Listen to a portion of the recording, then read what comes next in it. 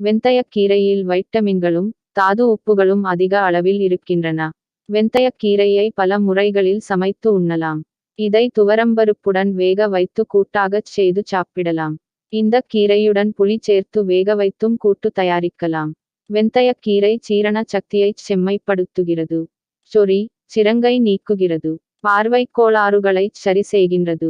வெந்தயக் கீரையை தொடர்ந்து சாப்பிட்டால் காசநோயும் குணமாவதாக கூறுகின்றனர். இந்த கீரை வயிற்று நோய்களையும் குணப்படுத்துகின்றது. வெந்தயக் கீரையை வேக வைத்து அதனுடன் தேன் கலந்து கடைந்து உண்டால் மலம் சுத்தமாகும்.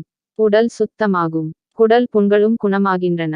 மலம் கழிக்கும் போது ஏற்படும் உளைச்சலையும் எரிச்சலையும் வெந்தயக்கீரை குணப்படுத்துகின்றது. வெந்தயக் கீரையை வெண்ணெயிட்டு வதக்கி உண்டால் பித்தக் கிறுகிறுப்பு, தலை சுற்றல், வயிற்று உப்பிசம், பசியின்மை, ருசியின்மை ஆகியவை குணமாகும். உட்சூடும் வறட்டு இருமலும் கட்டுப்படும். நீண்ட நேரம் அமர்ந்திருந்து வேலை செய்ய முடியாமல் இடுப்பு வலிப்பவர்கள் வெந்தயக் கீரையுடன் கோழி முட்டை மற்றும் தேங்காய்ப்பால் சேர்த்து நெய்யில் வேக வைத்து உணவுடன் சேர்த்து வந்தால் இடுப்பு வலி நீங்கும். வெந்தயக் கீரை ஒரு சிறந்த பத்திய உணவாகும். இதை அரைத்து நெய் சேர்த்து சாதத்துடன் பிசைந்து சாப்பிட்டால் தொண்டைப்புண், வாய்ப்புண் ஆகியவை ஆறும். இந்த கீரையை வதக்கி அதனுடன் வாதுமைப் பருப்பு, கசகச கோதுமை ஆகியவற்றைச் சேர்த்து பால்விட்டு அரைத்து நெய்விட்டு கிண்டி உட்கொண்டால் உடலுக்கு வலிமையும் வனப்பும் ஏற்படும்.